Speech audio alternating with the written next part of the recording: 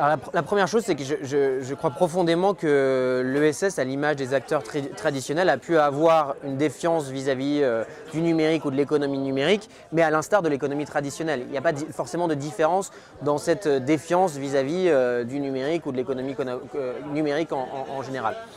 La deuxième chose, c'est qu'on arrive à un stade où l'économie collaborative n'a pas forcément rendu toutes ses promesses. On lui a attribué un certain nombre de promesses, comme le fait de décentraliser la valeur. Or, cette question de la décentralisation de la valeur,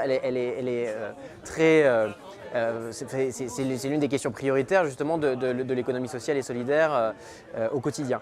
Et donc, c'est effectivement dans cette perspective qu'on s'est dit qu'il y a une rencontre qui est possible entre des acteurs qui ont une certaine portée sur les territoires, qui ont une certaine envergure de l'économie sociale et solidaire, et de nouveaux entrepreneurs, de nouveaux modèles de l'économie collaborative qui vont avoir dans leur ADN justement cette question du partage de la valeur. Et donc à la fois, je crois que les grandes plateformes auraient intérêt à s'inspirer de la préoccupation extrêmement importante que peut avoir l'économie sociale et solidaire pour justement cette question du partage de la valeur, et c'est extrêmement pragmatique. Parce qu'à un moment donné, si le contrat social est rompu entre une plateforme et ses contributeurs, elle va disparaître. Et donc la question qui va se poser pour de plus en plus de plateformes, c'est comment co-créer, comment concevoir un contrat social, donc un contrat qui va être perçu comme étant équitable et juste par tous les contributeurs. Et donc là, on a quelques exemples comme la ruche qui dit oui qui sont intéressants, qui sont justement au croisement entre des modèles de plateforme et puis l'économie sociale et solidaire traditionnelle. Donc il y a toute une réflexion aujourd'hui chez un certain nombre de plateformes pour libérer plus ou moins de parts pour justement les principaux contributeurs de ces plateformes et de ces communautés. Le plateforme coopérativisme, c'est un concept qui est intéressant intellectuellement, dont se sont emparés justement beaucoup d'intellectuels et d'universitaires pour l'instant.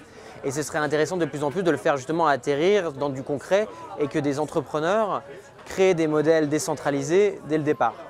Et on peut justement visualiser toutes les plateformes qui existent aujourd'hui, de celles qui sont possédées à 100% par les fondateurs et les investisseurs et de manière extrêmement marginale par les salariés, jusqu'à des plateformes qui vont faire en sorte que l'essentiel des actions et des parts de l'entreprise soit possédé par les principaux contributeurs.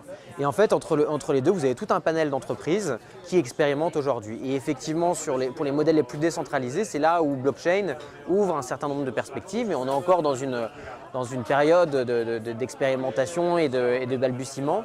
Et là aussi, ça va être important, puisque nous, on l'a vécu avec l'économie collaborative, que blockchain ne soit pas juste un outil pour recréer des plateformes qui vont centraliser une partie très importante de la valeur, mais qu'au contraire, ce soit des modèles qui permettent dès le départ aux principaux contributeurs d'être non seulement suffisamment rémunérés en termes de parts sociales, mais aussi au niveau de la gouvernance, qu'il y ait de nouvelles formes de gouvernance, pas forcément de nouvelles, parce que là aussi il s'agira de s'inspirer de l'ESS, mais qu'on trouve et qu'on définisse ensemble des modèles beaucoup plus décentralisés à tout point de vue.